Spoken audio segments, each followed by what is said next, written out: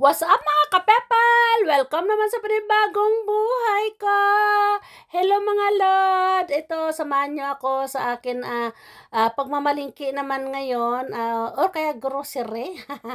So ito nga ay bumili kasi ako dito mga lord ng mga harina at saka asukal. Ay balak ko na sana hindi talaga magluto ng mga o kaya mag-bake ng mga ganyan. Ay ang kaso ito naman si ako. Namili na naman ako kasi sabi daw diet. Uy, paano ka mag-diet doon ay mantika at saka yung mga harina at saka asukal na ang binili mo, mag-diet ka pa. Talagang mga load ay hindi ko talaga maiwasan bumili ng mga bagay-bagay kasi minsan kapag sa gabi kasi mga lord, ang nagbabangon kasi ako para magluto ng mga ng mga tinapay, magbibik talaga ako ng ganyan. Pero ewan ko lang ba bakit ganyan ugali ko talaga mga lord, mahilig talaga ako magluto.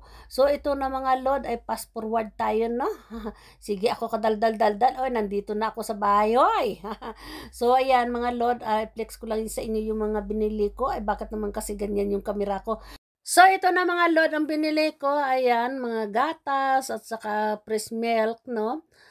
Ginagamit ko kasi sa mga pagbibake ko. Kaya bumili na rin ako kahit hindi din ako magluluto. Ganun. At saka 2 kilong asukal, 2 kilong harina, at saka mantika, at saka siyempre mais. Minsan na-miss ko kasi yon.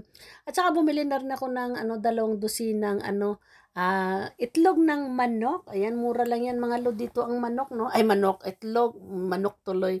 Tsaka, siyempre, sitaw, ganun. So, paano ba yan mga lod? Wala na talaga akong time dahil gawa nga ng ang akin nga time, tarang hinuhugot lang. So, hanggang dito na lang ang akin video, ha?